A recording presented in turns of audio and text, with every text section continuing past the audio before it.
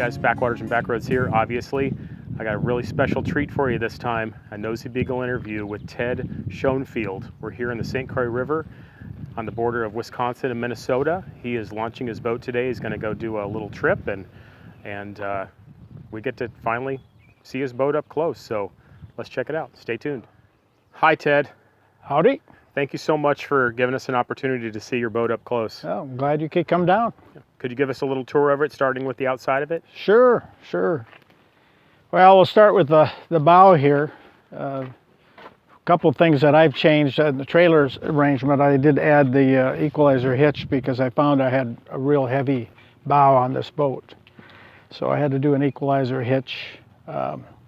He had the electric winch on here, but he had no remote, so I wired a remote to it so that I can be cranking on it while I'm on the boat itself. So a lot of times I need to be on the boat. What does the boat weigh approximately? The boat's right now I think is around 4,600 pounds total. Okay. So I'm sorry, that's actually with the trailer. Okay, so that's the whole package. So 4,600 with the trailer. I think what I figured trailer's about 1,000. So. Gotcha. So then I added the anchor here because he had just a Danforth. I kept one Danforth, which you can see right back on the stern there. That's my second anchor. And I've added the pads here to keep it from dinging the hull as I go down the road, because that's a problem. I did add these shields because when I put out that, you can see on the bow there, that aluminum, that's my gangplank. And it was marking up this so bad I decided to put some stainless on there to protect that. Good idea. So all my lines I bring forward, because when you're tying up to shore, you need to have it tied to the stern, so all the lines run from the stern to the bow. And when I'm tying up to shore, it's quite easy to throw them ashore and then get off the boat. Yeah. Now, what is the size of the dimensions of the hull? The width is about 8.5 feet. The length is 24 feet. Okay, so 24 by about 8.6. Yeah. And it's a Sea Arc. Sea Arc is the brand. Yeah. And it's a common hull. I forget what it is. A 2840, I think is the number. Yeah. Well, they're kind of hard to find. I know I've seen a few people, make boats out of these hulls in what are the Carolina skiffs, those big deluxe. Well, the builder built he bought the hull, so it was new in 2018. Oh, okay. And he built then the cabin on there. So I didn't have anything to do with the cabin structure itself and the decking. He did all that. Did you have to travel to go buy it, or was it local? It was down in Wabasha. Wabasha. Okay. It was Wabasha, Minnesota. On the Mississippi River. Yep. Yeah. And that's what it was supposed to be used for. The whole boat was duck green, and he was going to duck hunt on the Mississippi River. Yeah. So he had it designed to go out for like a weekend hunting. Never used it though, so he never stayed overnight on the boat. Yeah. So I just painted the upper hull. And you don't have to tell us how much you paid for it, but did you get a pretty good deal? Yeah, I got a good deal, I think. Because it was in the fall, he wanted to get rid of it. Yeah, so, yeah, it's a good time to buy a boat. Yeah, I mean, it's fairly unique, so it's about whatever you want to pay. Yeah, right. So one of the things I found is these posts were too short for seeing over the top of you can see where the wheel is here. It was difficult to see over the cabin when I'm trying to come into a dock or get it back on the trailer. So I drilled some holes in the top here, and I add some 7-foot poles here with some colored tennis balls on the top. And I learned that at Temagami this last fall because I had a hard time getting it back on the trailer. Yeah. There was no dock, so it's difficult when there's no dock. And you're launching today without a dock as well? Launching's one thing, but getting it back on the trailer is another. Gotcha. Yeah. So we won't have any trouble launching. It's just that it'd be easier if there was a dock. Yeah. I've added these shields because I got threatened up on Rainy Lake in the Voyageurs National Park with waves coming over the stern. Okay. So I added these last year because I knew it was going up to Lake Superior and I didn't want to be threatened. I was threatened anyway. But yeah, no, those are a good idea. Those are a nice comfort when you have following seas. But not by stern waves. I wasn't threatened this year, and I remounted this second anchor up here. That's new this year, and then the anchor rod is right here. So I have a cleat here for fastening that too. I added the swim ladder because there was no swim ladder. All they had was a step, and that's not good enough for me. I'm an old man, so trying to get up that with that step, that wouldn't work, especially now with this shield. Yeah. But this this is kind of interesting. These are, I guess, the rubber flaps for just kind of keeping the water going in between them, right? Exactly. Yeah, just to kind of collect some of those waves. It's not going to stop everything, but keeps it from breaking over the top. What kind of speed, what would be the wide open throttle speed of your boat in ideal conditions? Well, I mean, I travel usually about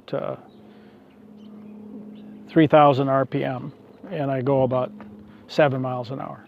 Okay. Is 7 about the whole speed for this You boat? can go faster than that. If you put it full throttle, you could probably get 9 out of it, but you're just using up a lot of fuel. Yeah, that's pretty typical of this style of boat. That's how It's just not worth it. It did used to plane, but I kept adding weight, and now it won't plane anymore. Okay. So, yeah. And you're pretty happy with your Yamaha 60 there? Oh yeah, it's been good. Other than it probably is too big. I should have probably a 40 or even smaller with a high thrust prop. It would have been better. Yeah. I added the grill that wasn't on there, so I had to make that mount for that. And then if you're putting all that weight up high, I had to put a bracing here to do that, protect that. So I added that brace and built this mount for that grill. Mm-hmm. And then when I'm traveling down the road, I take it off and put it inside. Okay. Is that where you mostly cook when you're out on your adventures, or do you have also have a galley inside? I do both, in and out. Depends on the weather a little bit and what I'm cooking. But now let me ask you this, Ted. Do you now you're steering outside? It's kind of like a narrow boat, like a UK narrow boat in a way. Yeah, it is. Do you like that? Was it something that you had to get used to, or would you prefer to drive from inside, or what's your thoughts on that? Well, actually, I prefer to be outside, but the only drawback to this is I don't have any shields. In fact, I left my windshields at home, so I don't have any windshields on this trip. Usually I have a windshield that goes across the whole thing. What's the windshield made out of? It's typical for a boat, a sailboat, like same as a like sailboat. Like a plexiglass type of thing? Well, it's not a heavy plexiglass, but it's a plastic, heavy plastic. Gotcha. Kind of like a Dodger on a sailboat. Exactly. Okay. It's exactly what it is. Yeah. And it works well, except that I don't have the side Dodgers. So if you get rain or wind from the side, it can blow in on the helm, and that's a disadvantage. Yeah. And this year I added an autopilot, so that'll help, because if I am getting all wet and stuff, I can move inside a little bit and steer from inside. Okay. Or from the bow. So now, standing in the back of the boat and having to look over the top of the cabin, did that take some getting used to? Yeah, it does. So like when you're especially docking, coming into dock or getting on the trailer, yeah, it's very difficult. But you, after practice, you kind of get pretty good at it? I don't know if I'm good at it yet, but I will say this: I do put a camera up on the bow occasionally. I can mount another camera there, and so I can see remotely. The problem is that most of those are wide angle, so you don't get a very good perspective. It gives you good alignment, but for the depth, it's not very good, how far you are from the dock. Okay, gotcha. So I did not use it much last year. I used it a little bit the first year, but I'm finding it's better just to not use it. So that's why I added the guideposts extra height, because now I'll be able to see the trailer from behind the cabin. Oh. So this is the shower basin to just collect water, because the water would go into the bilge otherwise. Usually I mount the shower here. You see that stainless steel post there? That's both my flag post as well as my shower post. It holds my shower rig, which is a kind of a plastic PVC tubing Like a framework. gravity fed?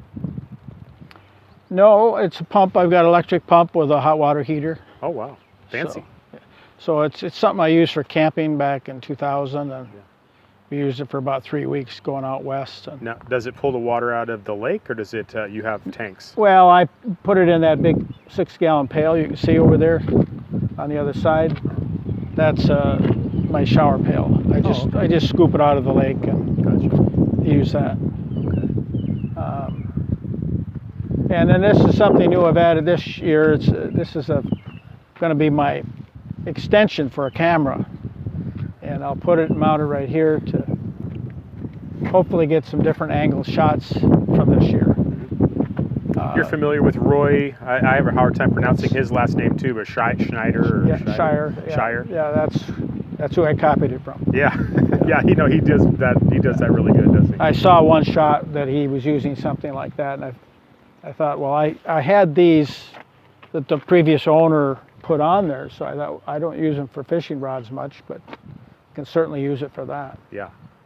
But I tried PVC, but it was too flexible. It just bend, whip around. So I had to go with wood. I just used a 2x2 and shaped it on the end to fit in here. Now, is your cabin insulated? Yes, it is on the sides, but not the roof, which is kind of goofy. Yeah. The roof is probably what needs to be insulated. But it's small enough that you know, you probably stay plenty warm. Doesn't have any trouble heating it up. So usually it's got 2-burner propane heater. Usually I use that just in the early morning to get it warmed up quickly, and then I'll crank one of them off. Just use one. And then that's usually pretty low because it gets warm fast. You know, I really like your name, Shanty. Sanctuary. Yep. That's it's always hard to find a good name. I always just kind of cheat and call everything Beagle something, but you picked a really good name. The solar, you can see the cables coming out there. So I've got 400 watts of solar up on the roof. 400 watts, okay. And that powers my refrigeration system. That's really all I use it for. But if I have excess power, I'll use it to power up batteries for cameras and drones and other stuff. So you have an inverter for 110? Well, it's built into the solar generator system. Gotcha. Yeah. Maybe I'll ask a few more questions when we get inside about that, because I know people are interested in easy solution solar systems. I see my decals coming off already. The Bimini up on the bow, he had the rear one on when I bought the boat, but I added this one because of 2 things. One is just for more shade, but also to protect this door, because that angle, that's not the best design. I was going to ask that if you have water intrusion through the door. I don't have any trouble with it now, but I did have some trouble with it when I first got the boat. And I don't think you can get away from it when you have that kind of an angle. Right. Yeah, it's just not, the doors aren't designed to be at an angle like that. They're built for a trailer house or that kind of a rig. Yeah. So. Now your ladder there, is that to get on the roof? Is it, can you walk on the roof? Yep. He didn't have it there. He had it for on the river to get to the bow of the boat. Well, the bow of the boat is really low. You don't really need that. So I cut as much wood off of it as I could, because I think he made it out of oak. I thinned it down, and then I turned it upside down to use it to get up on the roof. Yeah. Because if I want to, I can tilt my solar panels to angle towards the sun when I have a real problem. Yeah. No, I've seen you do that on some of your videos. Yeah, the Temagami trip, I did that all the time because I just didn't have any sun. It was rain the whole time. Yeah. So. And then, like I said, this gangplank expands from 6 to 9 feet. It just fits in the bow here. And then the fire ring and 11-pound bottle there I use for, if it's rainy and I can't find any dry wood to make a fire, then I'll use this. Yeah.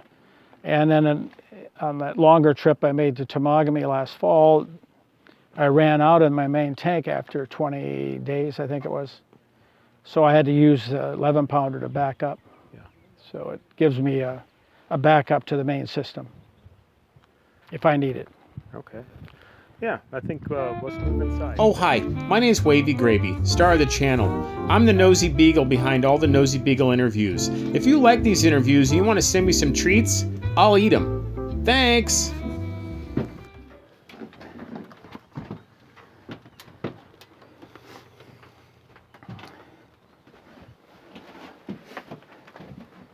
It's tight in here, so it'll be a little harder to film. So. You must be a woodworker, a decent one. Well, I did the doors. He did these doors, but this was different color.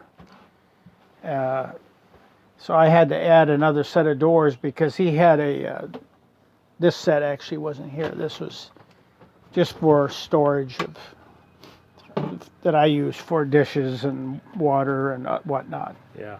And that's my stovetop oven that I use there. This thing here, and then this is the oven or stove, I should say. Oh yeah, that's nice.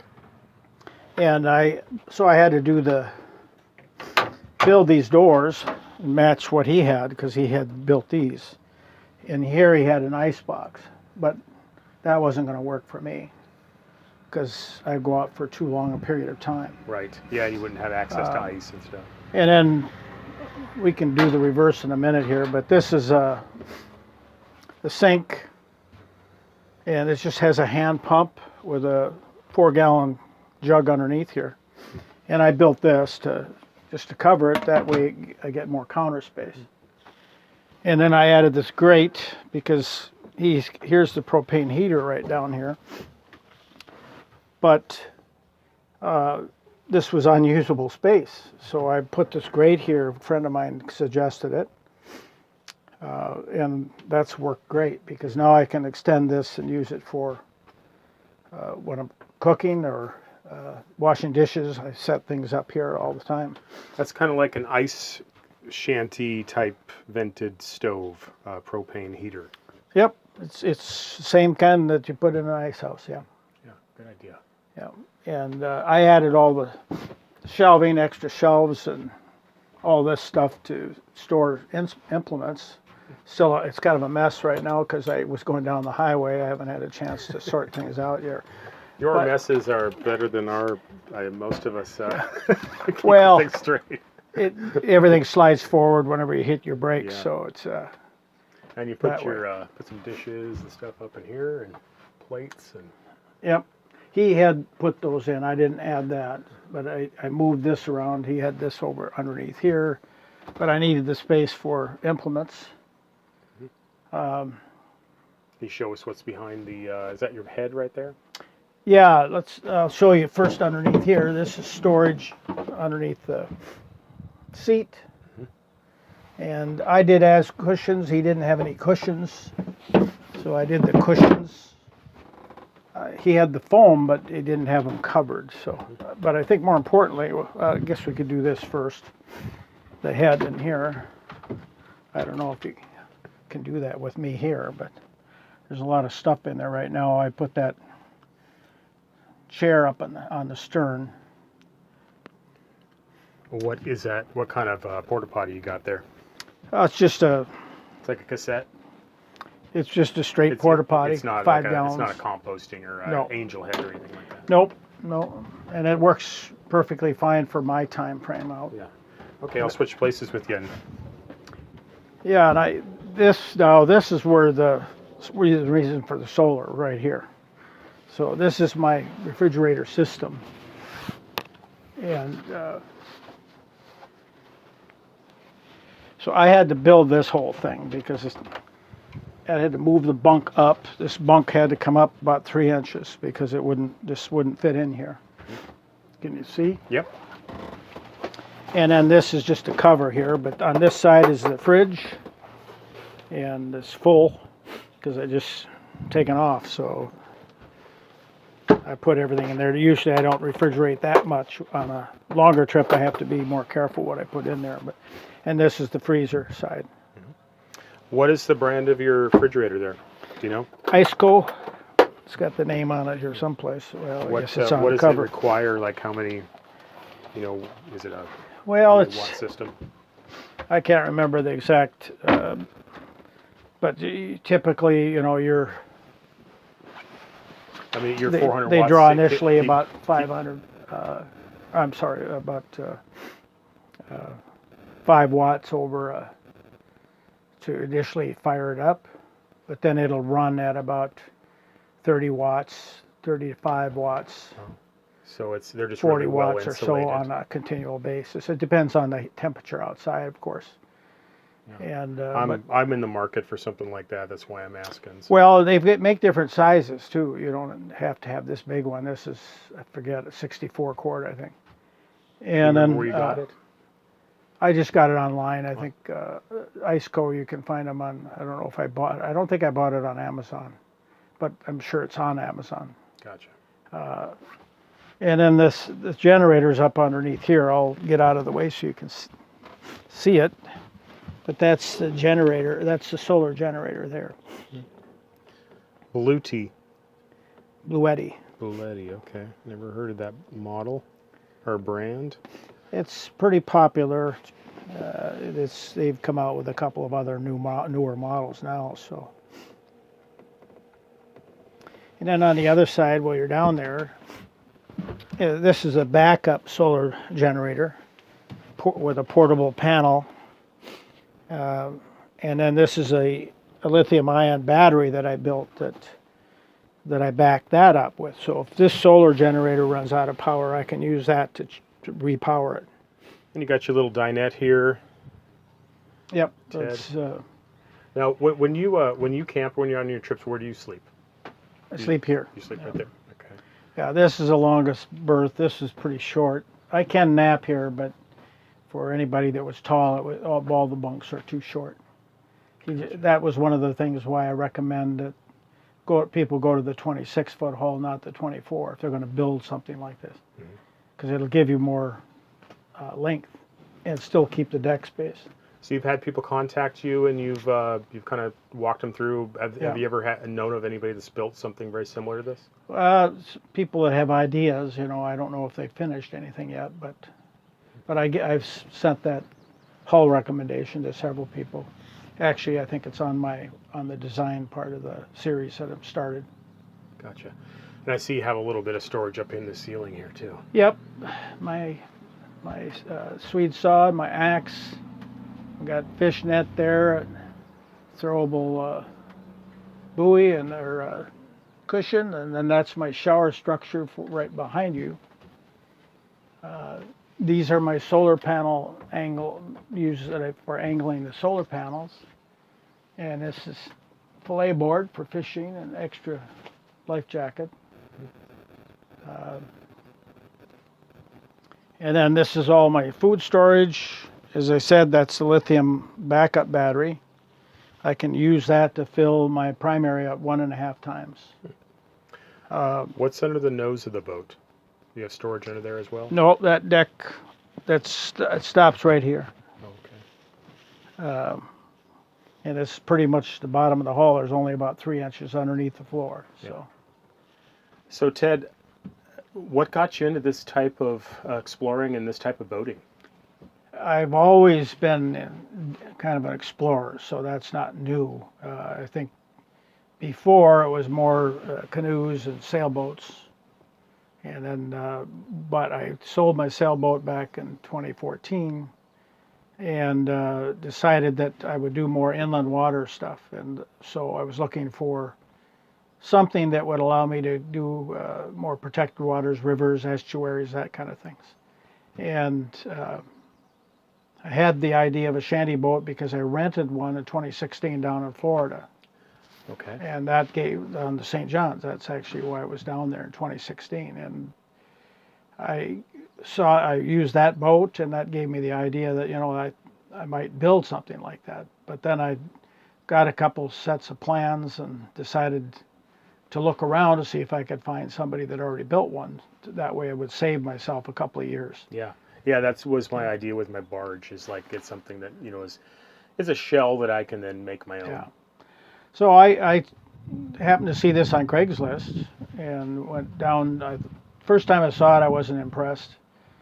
And then I saw it again, and I thought, you know, I should at least go down. It's only in Wabasha, so I should go at least look at it. So I did, and I looked at it, and once I saw the inside, I thought, okay. The outside was pretty ugly because it was duck green, but I could see the potential, even though he'd only designed it for like a long weekend. I could see that, you know, with some work, I could get a refrigeration system in here and add things that would allow me to store the food and water and things that I need for a longer distant trip. That's the other thing I should show you under the aft deck. Yeah. And, you know, people, and this understandably so, people ask, you know, me, and I imagine they ask you too, like, you know, if they're going to build something like this, can you give them a ballpark figure about how much money they will invest into having a... Oh, I wouldn't have any idea. I memean, you can start by just looking at what the hull is. So that's why I advise people to look at, you know, either the 26-foot hull or the 24, same, either one. Yeah. And just look at that, find out what that's going to cost, whether you can buy one used or new. Yeah. You're probably not going to find one used. They're pretty specialty. I mean, when someone goes to this length, they're doing it for a reason, and they're not necessarily going to just sell it. You know, it's... Yeah, well, I think that's why he had to buy one. He had to buy the hull new. The motor was used, but the hull was new. Yeah. And then he built the structure. But the reality is the wood structure isn't going to be that costly. It's just the labor that goes into that. Yeah, and then all the components we're talking about, like refrigeration and... Yeah, and I mean, that's... Solar. It depends on how much you want to do. You know, I've added a lot of expensive stuff considering that's a kind of a cheap boat. Yeah. But, you know, I look at it that I want to be able to go on longer trips and be comfortable. Yeah. And in order to do that, I needed certain things to be able to do that. Do you always go on your trips solo? Yeah. Yeah, I've never taken anybody with. Yeah. On this boat, when I had a sailboat, I would mostly solo, but occasionally I'd take family or friends. What's the longest you've ever been out in this boat without... Temagami last fall. That was 23 days from home back to home. 23 days. And because when I'm on the highway, I sleep aboard the boat anyway. So 4 days driving time. The rest was on the water. So. And what you must really like those big lakes up there in Canada, that you return to them, and I think I asked you just initially yesterday when we were kind of talking that you want to explore the whole thing, and you know, can you... I imagine a lot of Americans don't get up there too much. I mean, I want to go everywhere at the end of the day, but can you give us an idea why you like that area so much? Well, again, it was renting boats that got me up there, to Temagami in particular. Temagami, after 2016, and that shanty boat idea kind of hit. Then I thought, well, okay, I'd like to rent. And I went up to Rainy and rented a boat there, but it was like a 36-foot boat and by myself. It was just ridiculous. So I looked for something smaller, and I happened to come across Temagami, or Leisure Island houseboats on Temagami. And they're 24 foot or 26 foot, I can't remember. But really nicely designed. They're home built. So they're home built hulls, and they built about 18 of them. And they're just a really good boat for that lake. And so I rented up there twice. Yeah, and you made some videos about that. I remember you being in a different boat initially. Yeah, made some videos of those trips. But then in the COVID time, I couldn't go up there. I couldn't cross the border. So that's when I started looking for something to buy, because I couldn't go across the lake, and I couldn't get one other place up in Rainy on Rainy Lake wouldn't rent to me because I was going to be solo. Have you ever had any trouble crossing the border into Canada with your boat here? No. Never even boarded me. You know, I mean, they never even inspected the boat. They can usually tell you're serious. Pardon? They can tell you're probably serious about it all. Well, you know, they ask me the typical questions, but usually it's no issues going across. Yeah. Do you have any other bucket list places that you want to take this boat and use and explore? Well, this year the big trip, summer trip, was going to be Lake Nipigon. You know, the thing is that if you're going to go out for a length of time, it's a lot of trouble to set up. So if I'm going to be in the water, I want to be there a while. Yeah, you So don't 2 wanna be weeks a rushed. minimum, you know. I agree. 3 weeks is better. And so the trips that I plan now will be 3 weeks. So instead of doing like 3 trips this summer, I'm going to just bring it down to 2 and go longer. Okay. And you did some of the Missouri River, if I'm not mistaken. No, Not with this there boat. was someplace in South Dakota, I think maybe last fall. Oh, Oahe. Yeah, I'm sorry. That is on the Missouri. Yeah, it's a wide spot. It's Oahe Lake, which is a big reservoir on the Missouri, right? Okay. Yeah, I did that last spring. Yeah. Yeah. Do you have any aspirations to do like the Great Loop or do the river system or go to the Gulf or? Probably not. I think I tried that with my sailboat. I started going through the Great Lakes, and I've sailed through the Great Lakes and thought I might even go around the world at some point. But after spending my retirement year, I spent 118 days on a sailboat in the Great Lakes, and I thought maybe not. You know, that long length of time alone is not fun. Okay. So I enjoy the shorter trips, but I still like to have some social life. Yeah, So. I've said this on my channel too. I kind of go in 2 week cycles. I like to kind of go out into the world for about 2 weeks, then I need to come back and plug in for a couple of weeks, and then it just goes around. Yeah, no, that's about it. I do a lot of other things, and so it would be too disruptive to make those longer trips. Yeah. And that's one of the reasons I have a trailerable rig, so as I can Oh yeah, move it's night around and day, and try isn't it? things. This would be the perfect boat to do the Erie Canal. Yeah, I've been through the Erie Canal, and I thought about going out there, but the problem is, again, it's all populated, you know, and I'm a wilderness kind of guy, and so I'm just not sure I would be that interested in going back there. Right. Going through with a sailboat is one thing, but just to go out there and it would still be fun. You know, you'd have fun everywhere you go, but I would prefer being in a more remote area. So, especially with my shower rig, because you know I have to rig up my shower on the stern. It's cumbersome, and if you're in a public place, it's not as convenient to do. I mean, you can do that, but it's difficult. Yeah. I just jump off the side of my boat. Well, I will as long as it's warm enough, but you know, I cut off about 65 degrees. It's just below 65, it's too cold. Yeah. This on the floor is my tow rig for the kayak. That just is in a V shape out behind the hull. And then underneath this, I don't need it on this trip, but there's 3 auxiliary gas tanks that go underneath here, Oh, okay. besides the 2 main tanks down here. So there's, Could you tell us about your Helm here? yeah, this is my primary navigational system. It's just a tablet, Navionics. Navionics, and I can power it from here. There's 2 USB connectors on that panel. I had that panel fail on me once, so I've had to replace it once. 2 switches failed. And then this is the tack for the engine. This is just decorative boat hook. And then my depth sounder up there.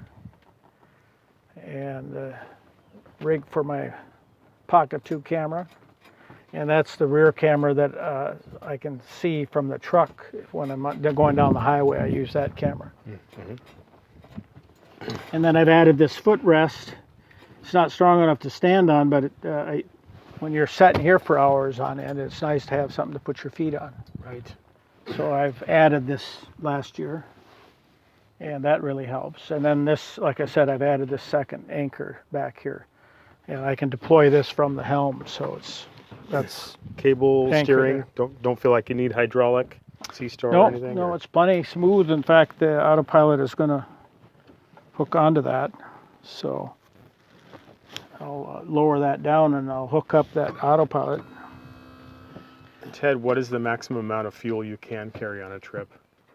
36 gallons. I got 2 main tanks. I call it 1 and 2, and they're 9 each. And then I have 3 6-gallon tanks, 3 through 5 that go here. So when I did that Temagami trip, I had all of them. And did you use all of it? I used 26 gallons, so all but 10. Okay. What have you ever figured out roughly what? About 4.5 miles to gallon. Okay. Sounds about right. Yeah. Yep. And that's running at 3,000 RPM roughly, give or take 100, and at about 7 miles an hour. Okay. Yeah. That's what the decks used to look like, so that's why I covered it up. Mm-hmm. This is not a waterproof hatch.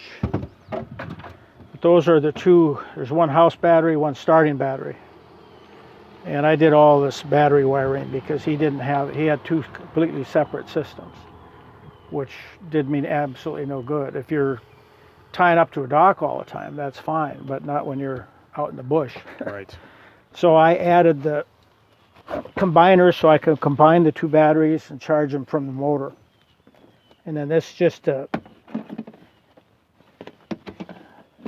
my wine and supplies, and then when I put garbage in there too, if it's towards the end of the trip, to keep, because in the fall you get mice problems,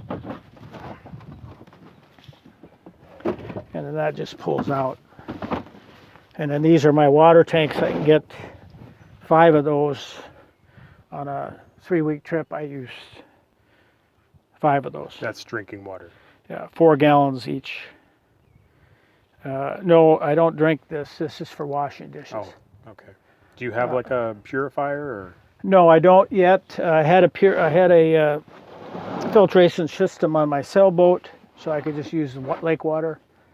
But I don't on this boat yet. I have the system.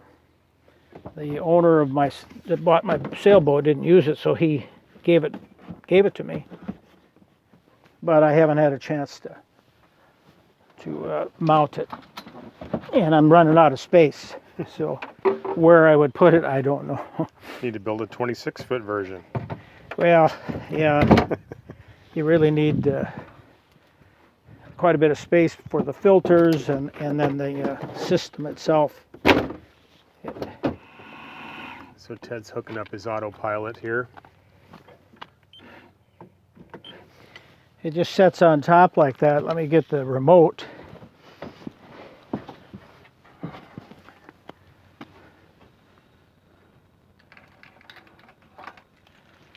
And then I fixed it, I wired it so that I can use this. Let me put the boat motor down all the way. Anyway, I wired this into this system. I had to take that apart and put a switching system in there, but this I got it designed off YouTube, basically. But so to just move the autopilot, I just press the buttons. Cool. What's something like that cost, Ted? Well, this unit is a little over $400, but then I had to build all the bracketry here. Yeah. And ST 1000 Plus by Ray Marine. yeah, it's designed for sailboats, not for a powerboat. Yeah. They don't make anything like this for a powerboat. But They have the TR1 Gold autopilots, but they're a little different. They're usually made for kickers, for fishing. I had one once. It worked pretty good for a kicker. well, there's also several wheel steering systems, but I didn't have room behind my where the bulkhead is. There's not room to put it in there, Oh. so I couldn't do that. So I thought, well, this would probably work. Look at So we're going to try it on this trip. that. Yeah. I haven't done any calibration yet, so Ted, what is your boat draft? probably 12, not even 12 inches, I don't think. My barge drafts about 10 inches. Yeah, it's probably less than I say. You know, you could sell probably on the water line there, but is probably a little stain on the hull. Yeah. Never really measured it, to be honest with you. Ted, are you from Minnesota? Yep. Yeah. Born and raised? Grew up in Bemidji, Minnesota. Bemidji. Okay. Yeah. Not too far north from where I live there in Brainerd. What did you do before you retired? I was an aviation safety inspector for the FAA, Federal Aviation Administration. Worked with pilot training and pilot operations. So you grew up in Bemidji, but did you move down to the Twin Cities area later? Well, I had to move. I was in the military, and then when I got out of the military, I was in the Army helicopter pilot. And when I got out, I had to finish up my school, and I had to come to the University of Minnesota to finish my degree. My degree is in wildlife management. So I worked in that field for a few years too. So. You want to go to Isle Royale? This boat would be risky, really risky. I don't think I'd try that. I'm always saying I'd try to take my barge over there, but honestly, it would be so nerve-wracking. No, it's just not safe. You know, you could pick your day. If you could move fast enough, it's not a problem. But at 7 miles an hour, you get caught. Yeah. Even on Nipigon this year, I'm a little concerned about it because there's some stretches of 8 and 9 miles open water, and that's can be too far. Yeah. A storm can just brew up out of nowhere. Yeah, well, it happened to me last summer on Superior. So I was up on Nipigon Bay, not Nipigon Lake, but Nipigon Bay on Superior, and I got caught. In this boat? Yep. It scared me. Were you taking waves over the bow? I was taking waves completely over the top of the boat. Wow. Spray over the top. Tell us a little more about that. What did you make a video about that? Did you speak about that? Could I direct some? No, I wasn't speaking at the time. Oh yeah. Maybe later though, but I was praying a lot, yeah. but not speaking. No, I didn't get any film of it. It's typical, you know. You're just too busy. Oh yeah. I was just hoping to get to the other shore before it got worse. You were just burying the nose into waves? It just was pounding really bad, and I was afraid of the bow taking a dive. Yeah. Just taking it slow? Were you you were cutting the waves at an angle? angle? I had to slow way down. That was the other thing, you know, you couldn't, it was pound even worse if you kept going. So I slowed down to about 5 or less. Yeah. But it just came up real quick. I can't say it was completely unforecast, but it was stronger than forecast. Yeah. And lesson learned. Don't go across unless you're absolutely sure it's going to be calm. So. Yeah, I know the limitations of your boat. Yeah, it's just a flat bottom boat, and it just cannot take much wave action. You know, as I said earlier, I was scared up on Rainy once because of breaking waves from the stern. I couldn't outrun them. They were coming faster and threatening to break over the stern. Well, the stern is really low, and wouldn't take much of a breaking wave to break over the back, and then it goes right into the bilge, and you know, just a matter of time before it eats you up. Well, thank you, Ted, for taking the time. I know when you're launching, sometimes there's a lot to manage in a person's head, and you know, having someone follow you around with a camera can be unnerving. But I really appreciate you telling us about your very interesting boat and I watch a lot of your videos, and you give me a lot of ideas, and